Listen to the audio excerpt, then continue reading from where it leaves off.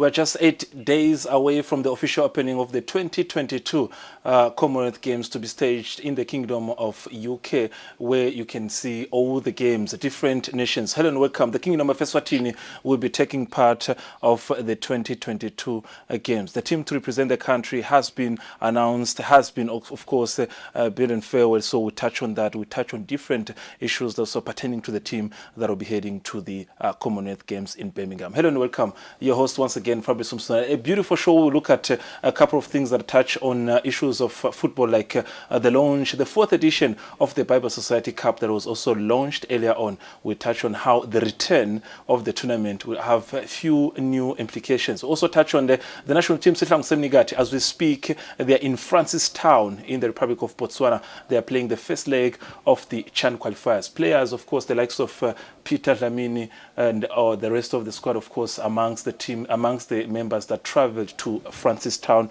for the first leg of the CHAN qualifiers, with the second leg, of course, taking place next week. Otherwise, Chase national team. It's all about national teams on this Thursday. They are preparing for the International Olympiad Games. This team will be heading to India at the end of the month to take part of Olympics, Chess Olympics. We'll also talk to or hear from one of the players, of course, to traveling with the team after a long period without the team going out of the country. ISA Games, these are some of the school games that only are represented or are played by under 11 games. Part of the development programs that we will also talk about on how the Kingdom of Eswatini is growing slowly in producing things. Otherwise, sit tight because don't go anywhere. A lot of things are going to be taking place. We'll talk about anything that has to do with those topics. We'll also give you a chance to also listen carefully and also guide you to what you should expect in the upcoming days. Different platforms, be it on YouTube, Skujane, in the comfort of your seat, and on the Eswatini TV app. So very cool. After a long period, I've heard that he was also absent, the same way I was. Our in-house analyst, Nguvusele Ngosi. Ngiyabonga Fabrice ukungibukela ihlelo lakho ngithi khulu ngivusele wena malweli viewers ekhaya. Welcome back esibalo wami. Siyabonga ukuthi ubuyile likakudla iThekwini. eThekwini ubuyile eGagasini. But ngedulu kwako konke Fabrice solokuchutshwa wena umsebenzi. Solo silethela wena malweli viewers tona tonke tindzaba Temidlalo, not just only football. Well, I was asked by some of the loyal viewers, oh, the first week ungekho ngangena ecethulweni takho ngime lapho ngakubambela basho ke vele bathi bafuna Fabrice Msonera. Then the following week base uthi producer wami sengithatha ikhefu kancane isizini beyinze kakhulu Fabrice nalomnyaka nje bomuthe kakhulu angithatha ikhefu kancane. But I'm back. Ngilapho wathatha indiza waye beach eMauritius post that form.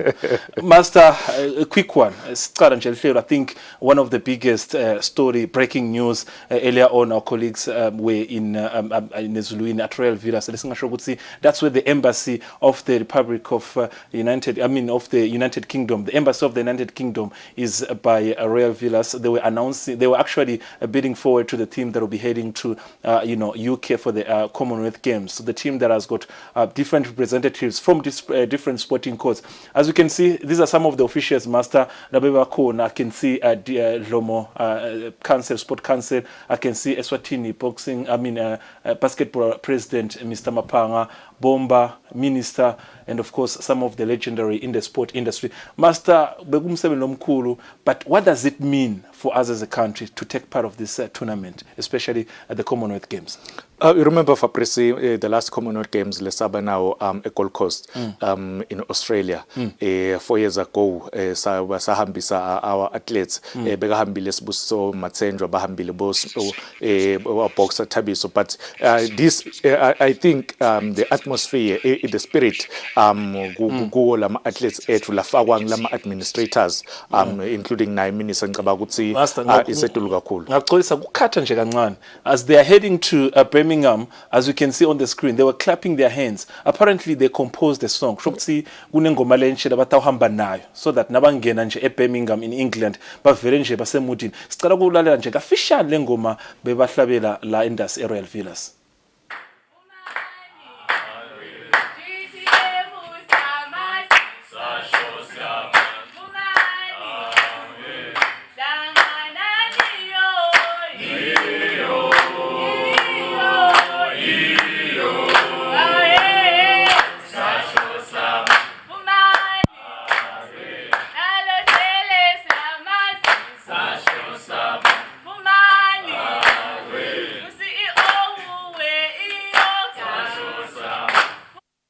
lot to get from that song. Beautiful stuff.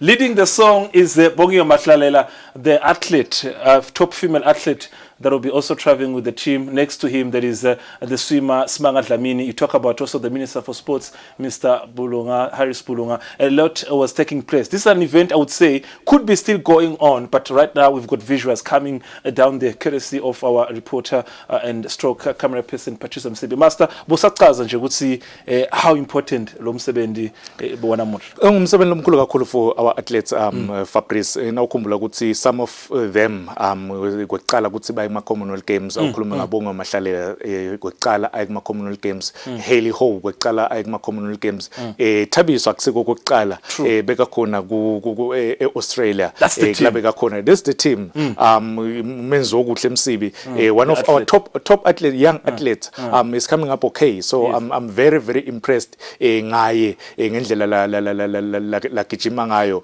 njoba ngisho ukuthi Thabiso is one of so experience ke yena muzi ngale kufa left far right ku screen semalwell viewers nakuna kwanele also from cycling kwanele yes kwanele jele naye from cycling ngicaba ukuthi it's a team. Yes Sibusiso akekho because yena already use America utasuka from America then ahambe aye Birmingham. Otherwise it is a team lengasho ukuthi as eMaswati kumele ukuthi sithi chenye ngawo because nawubuka ukuthi bonke cishe bama national champions. Ukhuluma ngamuzi national champion ka cycling, ukhuluma ngabonga Mahlalela national champion ka egijimeni ematubaneni kubomake, ukhuluma ngaSmanga Dlamini champion, ukhuluma ngaHaley Ho. So spetse ama champions vele osimelela kuma Commonwealth Games.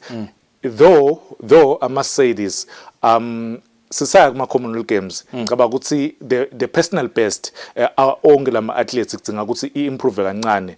Bengikhuluma nawo nje lamanye itolo ukuthi ngiwabuta ama personal best awo ezingibukela ema world athletics championships. Ngicomparison bengifuna comparison. We need to improve. They need to improve my personal best up. All right. If you just join us, this is the team that will be traveling to Birmingham in the United Kingdom for the 2022 Commonwealth Games. Now, talk about athletics, where we are represented. Subsiso Matsenjwa, talk about the likes of Bongiwe Mahlalela. Let's not forget also our high jump athlete, yes. Erika Seyama. Also, you talk about cycling. We've got Gwanele Jele, we've got Muzi Shabang, we've got swimming, Haley Ho Ismanga, and also boxing being Thabiso and Zweli. Now, knowing the team that will be heading to Birmingham, Master, they're bidding farewell to them. But in terms of trust, Master, singabafagiri pressure in as much as they are leaving. Singabafagiri pressure, there is more work to be done. Funeba shareable personal best babo. But going to Birmingham now, majority of this team, Master, aksiokal. Labanye beba kuma Olympics last year, yes. In Tokyo. Labanye beba, yes, Bosman. Labanye beba se Gold Coast Botabis. What is your expectation, Master? I think you've been in the sport industry for quite some time. What is your expectation from this team? If a person ngimvulo sebenta ngepressure, ngivele ngiyifaka pressure kubantu. Ngibelieve mina ukuthi if uyohamba yomelela live, usuke so ready ukuthi ipressure awukhona kusebenta tukwayo. These athletes, I know ukuthi some of them bancane, ukhuluma Haley Ho bancane, but we need ukuthi ba understand ukuthi kusho ukuthini ku representa level eSwatini. So le pressure bengibukela njoba ngisho bengibukela the ongoing World Athletics Championship. I-pressure from emave awo bayithola, so nathi we need ukuthi lama personal best abo improve. Haley Ho naSmanga bebaku Mafina World Championship not so long ago, couple of weeks ago. Ngicabanga sina khona abakhona akushaya ama PPs. We need ukuthi le kuma Commonwealth Games at least improve kancane. All right. When you go to a tournament of this magnitude, there's what you call flag bearers. So those are the ones when there's also the official opening of the tournament, they parade with the flag of the country, lifting the flag high of the country. These are the flag bearers, Master. On the left, there is a Thabiso Dlamini, the boxer, who I think is the assistant captain of the team. Then next to Maxwell Jede, there is the young lady Haley Ho, the swimmer, who is attending for the very first time. And also there is Bongiwe Mahlalela, who also, these three will be joined by Subsiso Matsenjwa, the team captain. So these are the flag bearers of the event. Usakhuluma ngawo Fabrice, I remember 2010 ngibona Thabiso kwekuqala kuma zone 5 games labeka banjelo la ekhaya Eswatini wathola lapha athola khona imedal, the first medal la ithola ma zone 5 abanjelo la ekhaya. Na ungabuka lo 12 years since then ngicabanga to improve uyile kuma Commonwealth Games. Yes, wangadlali kahle angayithola isikhathi sekujima nyalo ucishe lama preparations uhambile wa South Africa wakhona trainer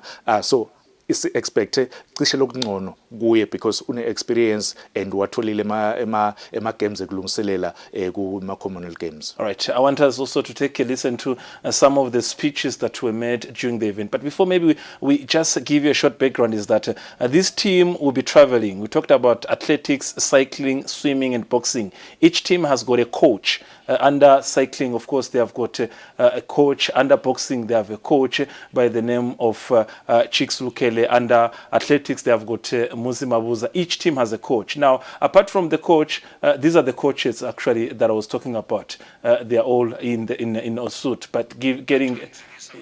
Yes, and also the cycling coach. Master, in terms of experience from these guys, welcome Klabat, also from swimming. In terms of experience from this team, the coaches, what can you expect? Fabrice, nawubuka cishe bonke labo coach ukhuluma ngaNhlabathi, ukhuluma ngaNzinisa, ukhuluma ngaChicks, ukhuluma ngaMuzi Mabuza.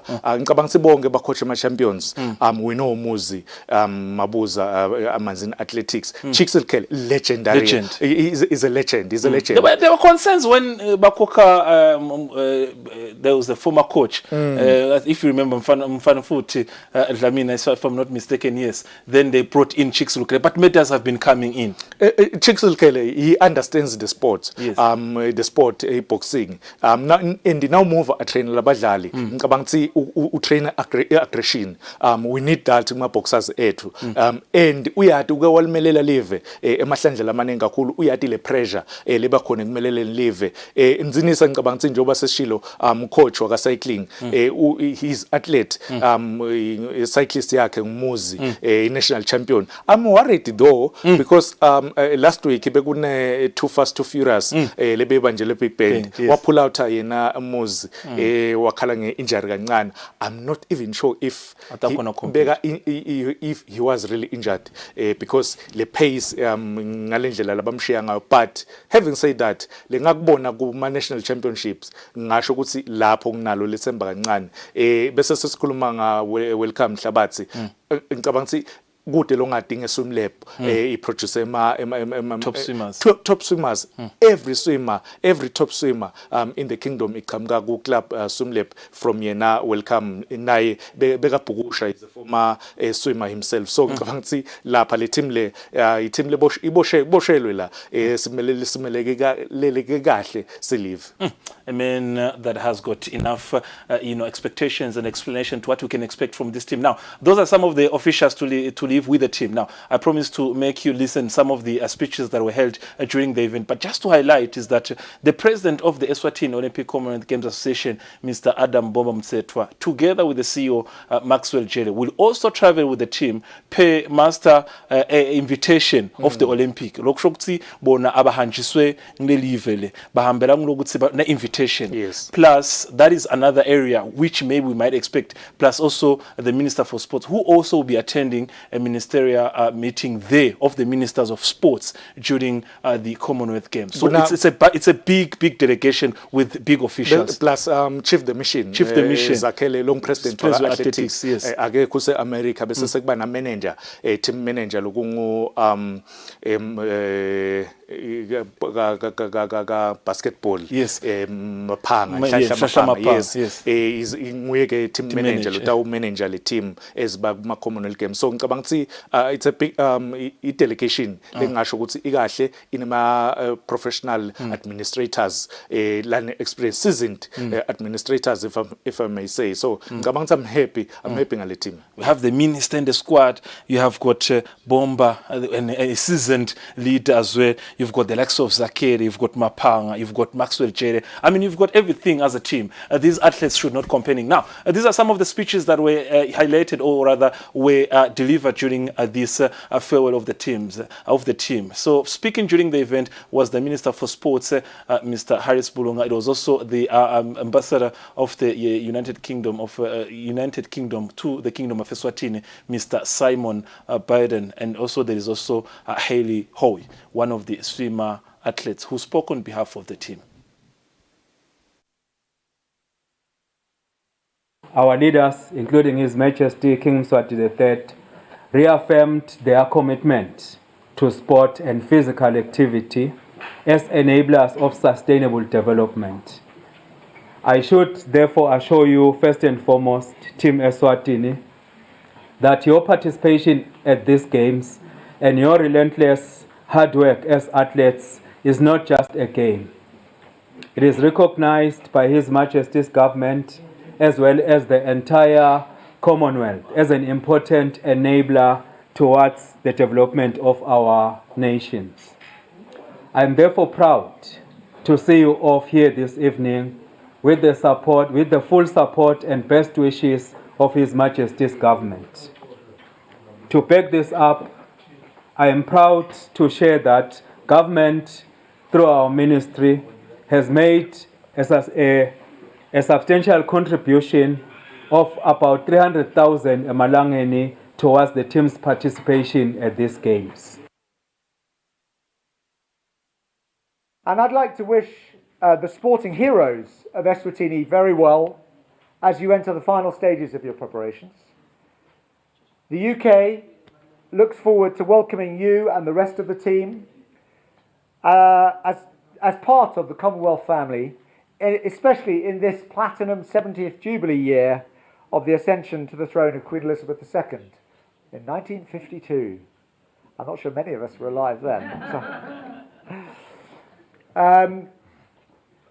I'd also like not only to wish you well, but to congratulate you on being selected to represent your country and wish you the very best of success.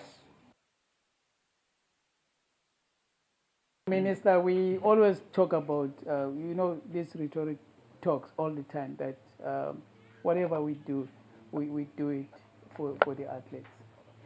You know, when we're in athletes, sometimes you have your own dreams and you have your sports associations, then yoga comes in to facilitate your aspirations. And we're very excited and happy that we have individuals and we have got the team that will be traveling to Birmingham. Some of us will be traveling for the first time. And that on its own, you are making history for yourself as athletes.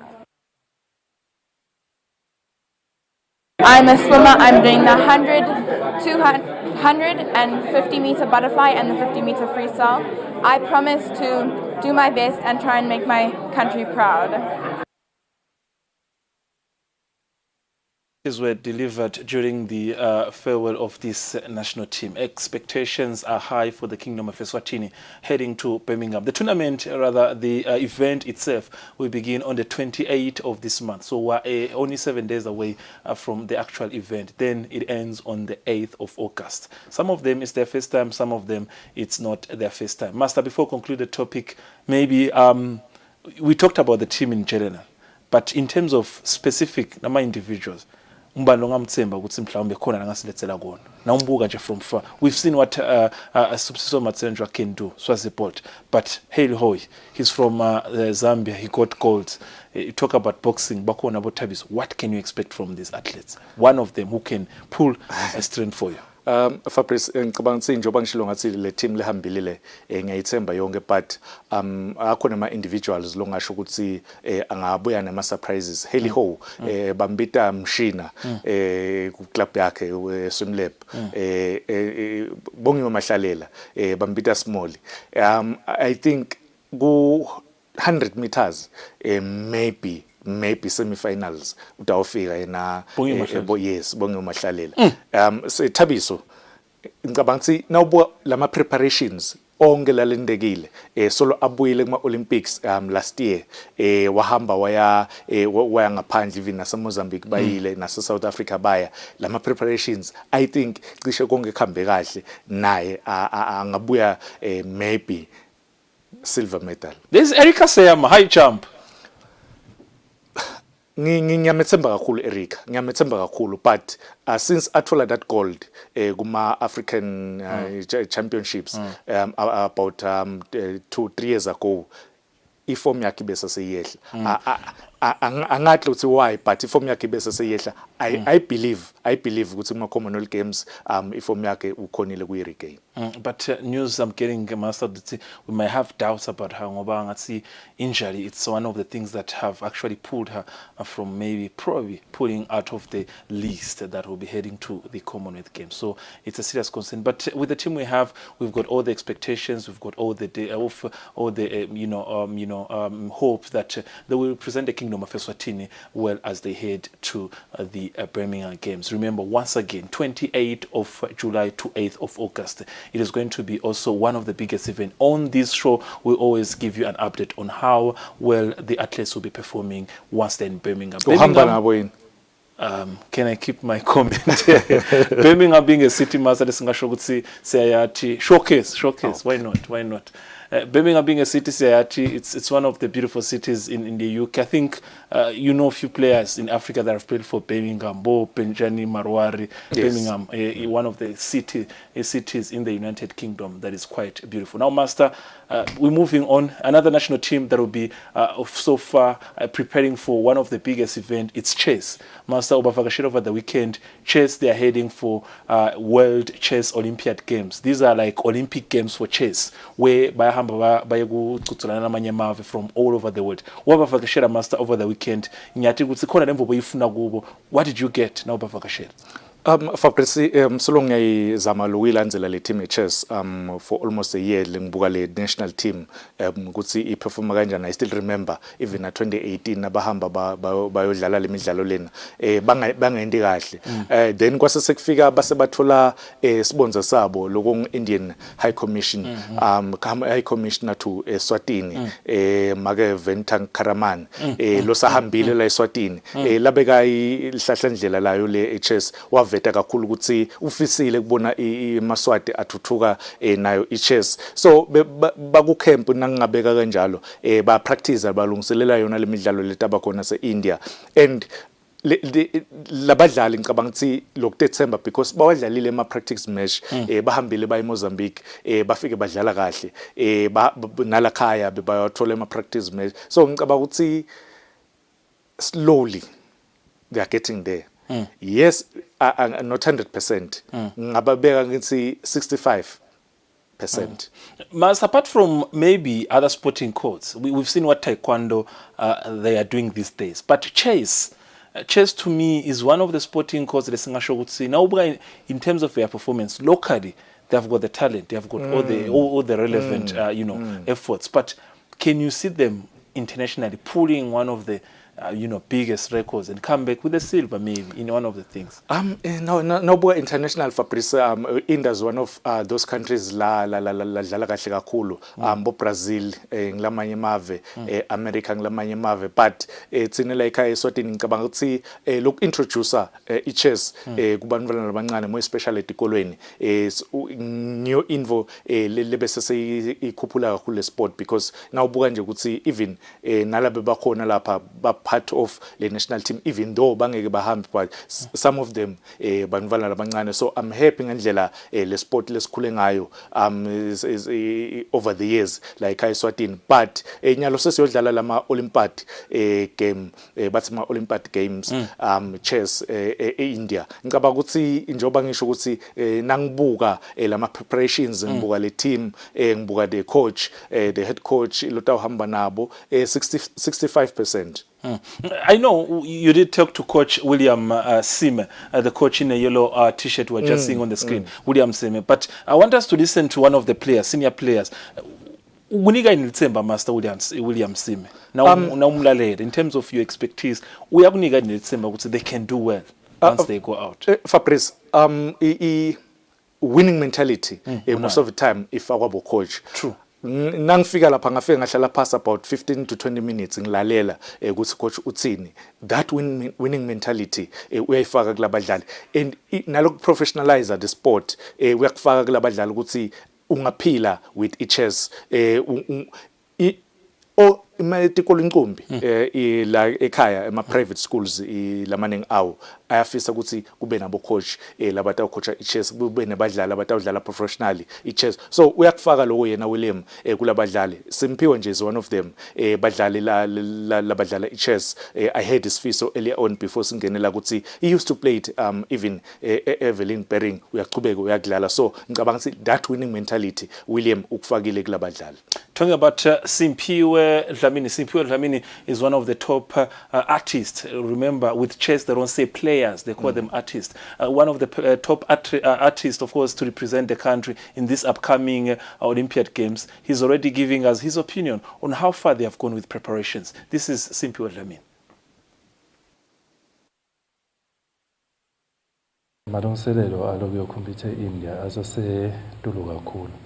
Ekusele nje ukuthi sipholishe kancane lokuncane lapha nalapha, otherwise bona asesetulu ne-federation beyenda lokuningi kusisida ukuthi sikhona lokulungiselela ama-games ethu lawa. I-target yami uma ngiya e-India, we gonna play ama-games langu-11 in total. Kuyashiyana ukuthi captain wethu utasifaka kanjani na coach wethu, but kulo 11 ama-games ngifisa ukuthi ngiperform at least ngibe nama-point lang 6.5, and uma ufike kulama-point lawo ka-chess sukufike ku-level elisetulu kakhulu and uthola i-title lethide.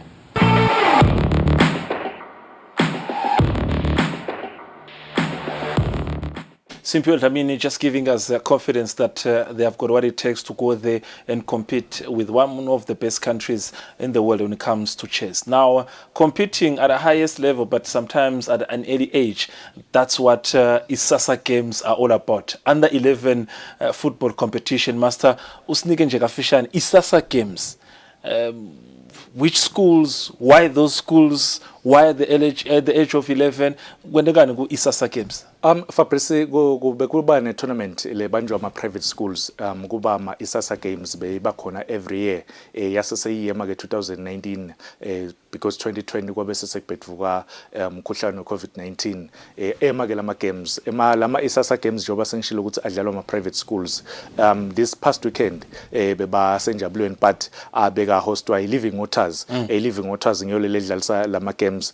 In fact letikolo lebetikhona lapha 12 schools lokufaka ikhathi bonjwabulweni bosifunzani boTembelisha bo Montessori CPA Premier all the schools, just private schools only. Lama games la badlali laba under 11. So Fabrice lokuya kwendeke la bathi kula ma games lawa nabadlala then babe sebakhetha I team letaba I best team in Eswatini yalama under 11.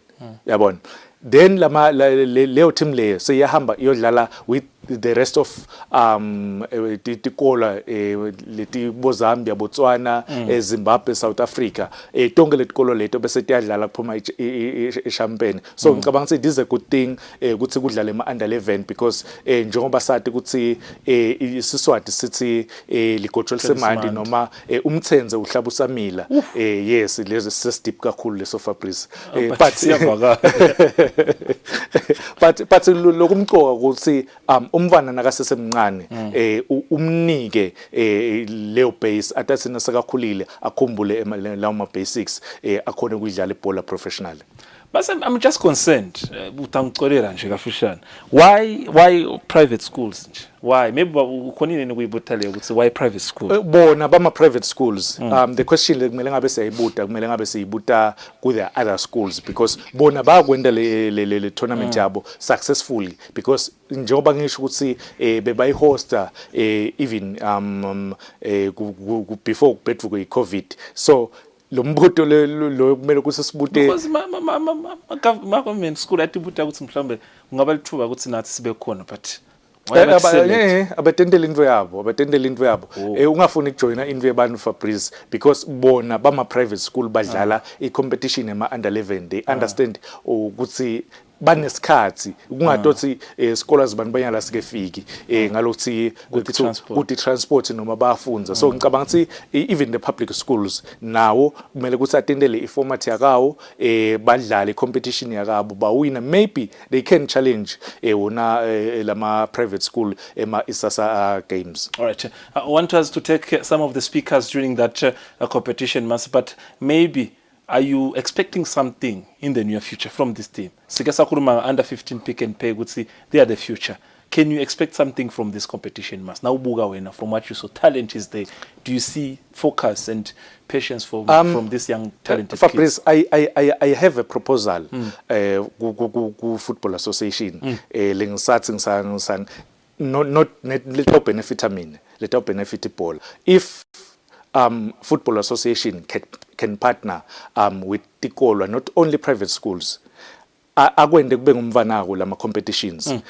Then maybe because the junior competitions, the under 13, the under 15, the under 17, asasemile kwanyalo. If we can partner, if Football Association can partner with Tikolo, badlalele competition every year, then bese bakhona ukuthi bamonithe labo badlali labo. Because under 15, yes, ikhona under 15 Pick and Pay, under 17 EP, under 20 EP. So ngicabanga ukuthi ngaleyo ndlela leyo ingakhona, otherwise ngile passion nje Fabrice otherwise lelo kwendiwa ma isasa lama private schools involently. This is the man who said that one day when he retires from this job he will one day coach the national team. Do you still stand there? Oh yes. You heard the president 7 years, 7 years. World Cup. Yes, 5 years. Meaning that 2 years since 2030 World Cup. That's where we are expecting to hear who will be hosting that competition. He will be the coach of national team. Now, some of the speakers from that under 11 Isasa Games, what do they have to say? What is the competition all about, and what can we expect from these young talented players? This is under 11 soccer festival, and we are hosting it here at Enjabulen. Normally, as private schools, we have this tournament mid-year where our learners come and play and then enjoy together. The same day today also at Kanyisile, we are having under 11 netball. They are also playing that side. So Kanyisile is hosting the girls and we are hosting the boys this side. Normally do per match, we choose the man of the match and we also choose the top goal scorer. So at the end of everything, we will then compare and see who appeared many times as man of the match and also who has scored many goals. And then we identify those ones. And what we are also going to do is from each school, we will pick the best players and then we will come up with what is called an ISASA team for Swaziland. And then we will take those best players. If they are 14 or 15, we then go and play against schools in South Africa, Botswana and Namibia. But that will be organized at a later date. So now what we are doing is to scout for the best players, and then at the end we'll then combine them and come up with a team for Swaziland for under 11 so that they can progress to the next round.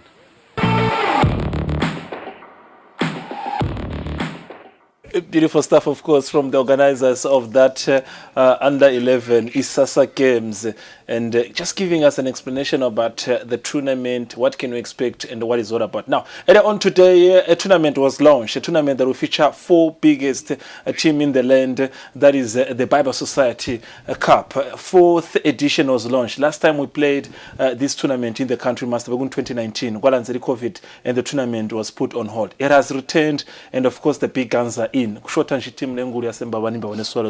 rest of the big guns in the local football, they're in the tournament. Bible Society Cup. From the look of things, Master, in the next 4 to 5 years, this could be another knockout tournament in the country. Pre-season tournament, yes, but knockout tournament. That's my opinion. Yes, Fabrice, Bible Society and njoba usho ukuthi beyilonja 4th edition.